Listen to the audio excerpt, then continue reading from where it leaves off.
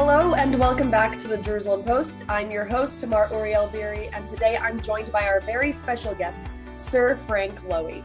Sir Lowy is an Australian-Israeli businessman and the former longtime chairman of Westfield Corporation. Everybody knows a Westfield mall, so that's the one.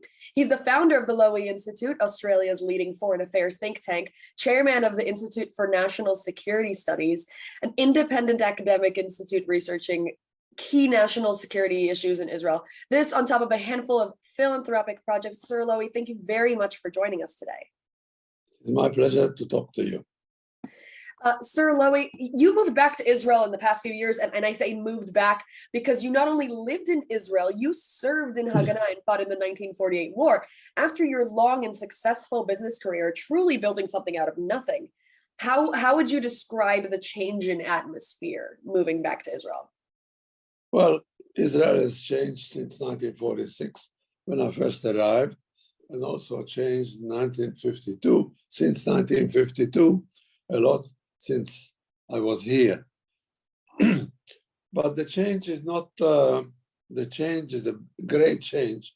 Of course, when I was here initially, there were 600,000 Jews, and now we have, I'm not quite sure how many, but close to 10 million. So with that, great changes have occurred in Israel, mostly for the better. Of course, there are, nothing is perfect in life, and neither is Israel, neither is anywhere else in the world. But I love it. I love being here. After all, I've been away for a long time, but I was visiting Israel practically every year, sometimes more than once or twice during my absence. So I am aware, I was aware, and I kept myself abreast of all what happens in Israel at all the last 50, 60 years. Mm-hmm. So when I came back after I sold my business, when I came back, I didn't come as a stranger. And I must tell you, I was so welcome that I told a gathering of my friends when I celebrated my birthday, that now I look at myself as born the third time. First, I was born when I was really born, long time ago in 1930 in Czechoslovakia. I considered myself second time born in 1946 when I came to Israel at that time. At the time it was Palestine. And I now consider myself a third time born because the reception I got when I decided to come back here is unbelievably friendly. And I made a lot of new friends, and I had a beautiful birthday party just a few weeks ago. And I expressed to them my appreciation for welcoming me back to Israel with an open heart and an open hand. And I'm considering myself that to have been born the third time. Beautiful. So even between those hops between Israel and Australia, you still managed to kind of keep your roots thoroughly rooted in Israel throughout the decades. So how did you keep involved with Israel even throughout that time? Well, look, I made lots of friends during the first 10 years. I was busy working and establishing myself in Australia. So from 62 onwards, I came here at least once or twice because I was traveling a lot through my business, and I made stopovers for a few days, for a week or two. And very often I came here with my wife. Often I came here as a whole family. I do remember the Intifada, the big Intifada, I don't know what year it was, that we were at the Hilton Hotel. There were two other guests at the Hilton. There was my family and two other guests. And interestingly, we came, we stayed, and we felt being part of Israel already at that time. Not already at that time, practically all my life.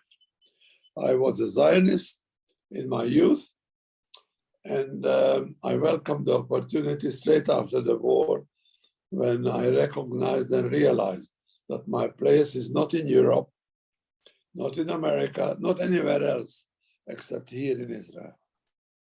So you've worked on several initiatives, just switching it real quick to more security standpoint, that relate to policy-related research on international relations and security, from founding the independent think tank, the Lowy Institute in Australia, to being named the chairman of the board of directors of the Institute for National Security Studies. What's drawn you to these specific types of institutes? There seems to be a pattern here. Well, diplomacy and security interest me very much. The subjects are very interesting. It challenges me more than business did, because business came naturally to me. And I enjoy being involved, and hopefully I'm making a contribution to Israel through the INSS.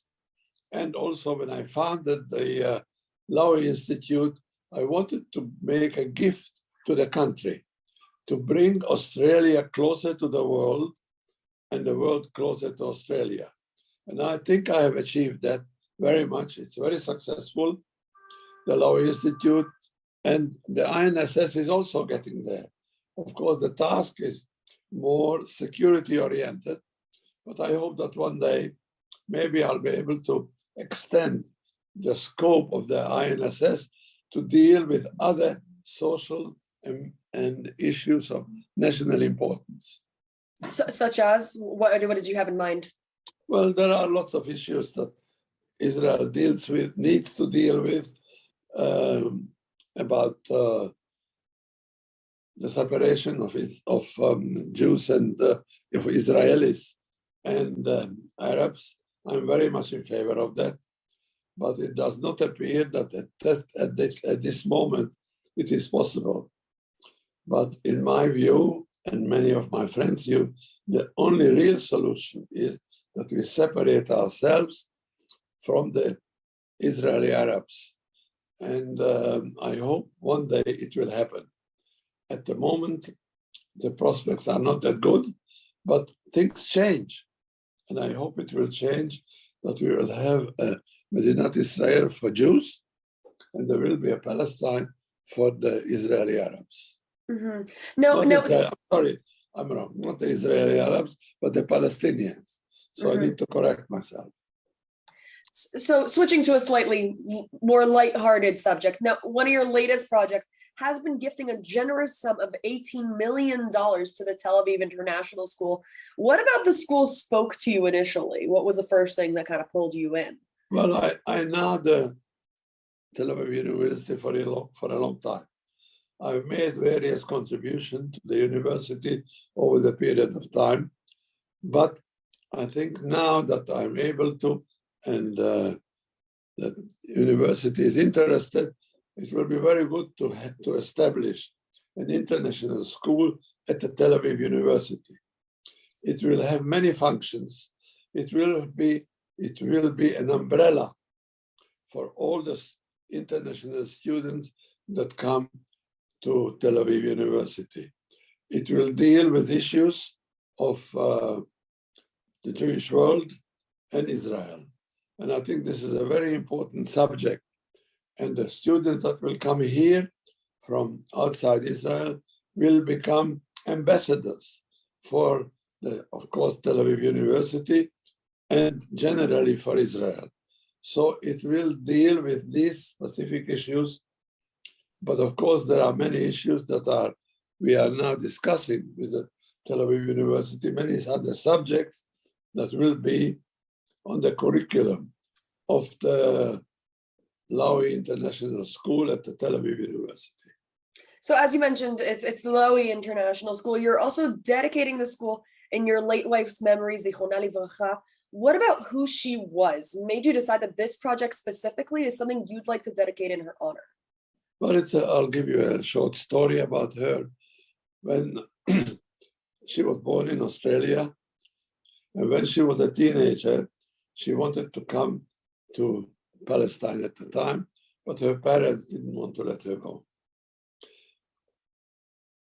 She also wanted to go to university when she became a little older teenager, but of course the parents couldn't afford to send her to the university. So her wish was to be in Israel, and her wish to be a graduate of a university degree. So when she was around 40, she decided to enroll into the University of New South Wales in Sydney. And she had no matriculation, but she matriculated and also got an entrance to the university and completed a degree in anthropology. Oh. After she finished her degree, she became assistant to her professor for a number of years. So she really wanted to be university in her early life, but she couldn't because the parents couldn't afford it. She wanted to be in Israel at the time, to immigrate to Israel as a young person. The parents wouldn't do it. But it's interesting that when she married me, and during our marriage, both of her ambitions became a reality. She went to university in Sydney, and she made Aliyah with me 5 or 6 years ago. So I'm very pleased that I was able to make that, if I can call it, make that investment into the Tel Aviv University for the purposes that I've just described a few minutes ago. And I am hopeful that I will also participate in some way to grow the Lowy International School at the university. I'm very pleased. The president and the management of the university are very good people. And I have other projects done with them over the years. So now the big project for a big job, for a big enterprise. So like you mentioned, the international school, part of its goal is very diplomatic, which, as we mentioned earlier, is a bit of a pattern in your investments. So, some of the goals include bringing in visiting scholars, international research collaborations, and so on. When you look into the future, what impact do you see your support for the school as generating? Well, I mean, the Tel Aviv University in itself, with or without the Lowy International School, is a very important institution in Israel. The addition of the international school in the memory of my wife, Shirley, will add an aspect to the university that it doesn't have now. And I'm very pleased that I'm able to provide that. And it's not the end of the story, it's the beginning. So as time passes, we grow and we improve and expand. And I'm sure that the Tel Aviv University will do it without the school, but with the school, it will just be a more international school, attract international students, international professors, scientists, so on and so forth.